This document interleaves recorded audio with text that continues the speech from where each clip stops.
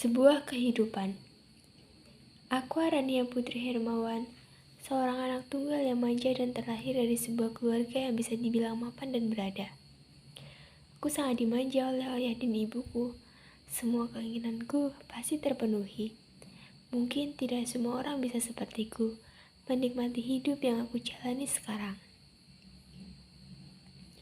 Pagi yang cerah pun tiba. Matahari yang bersinar sangat cerah membuatku terbangun dari tempat tidur. Bunyi alarm yang menunjukkan pukul 6 membuatku terburu-buru untuk mandi pergi ke sekolah. Sesampainya di sekolah, semua orang tertuju padaku karena aku menaiki mobil yang mewah.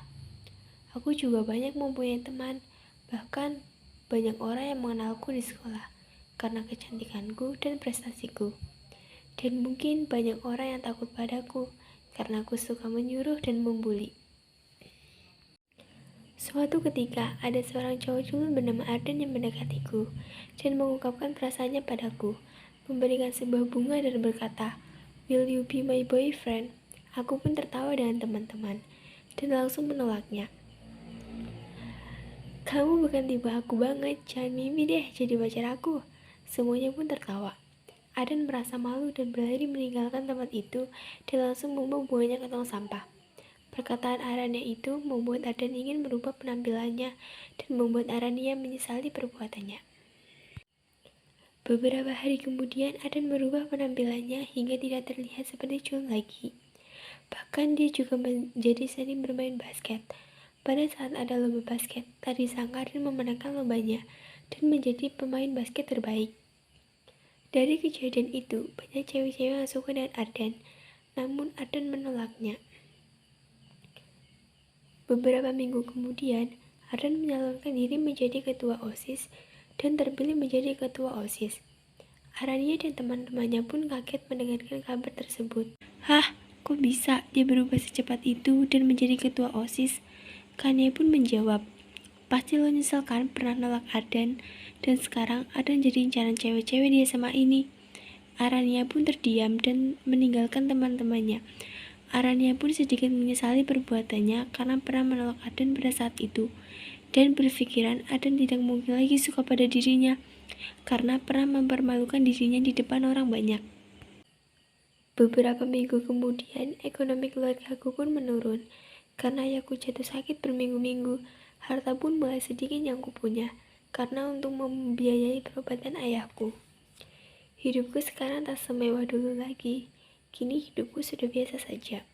Aku pun merasa malu dengan kehidupannya sekarang.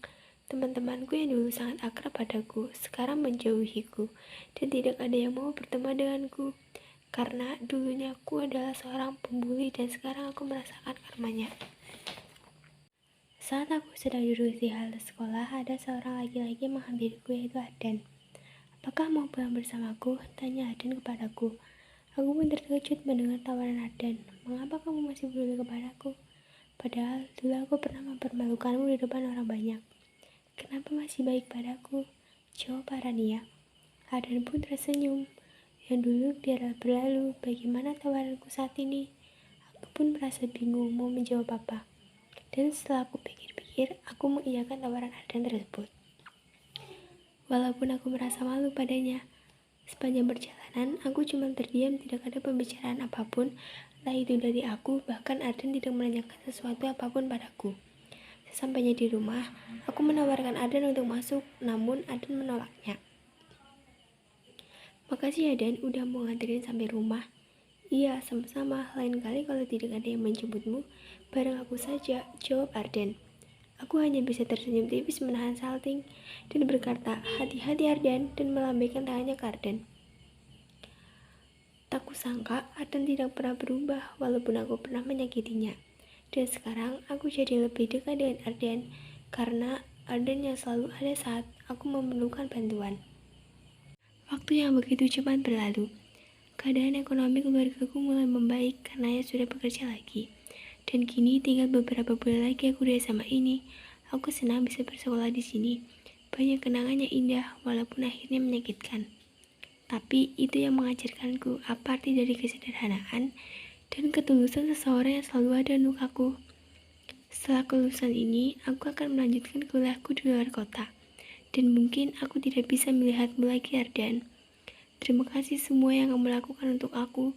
Banyak hal yang aku pelajari saat aku bertemu kamu. Aku harap kita bisa bertemu lagi versi terbaik kita masing-masing.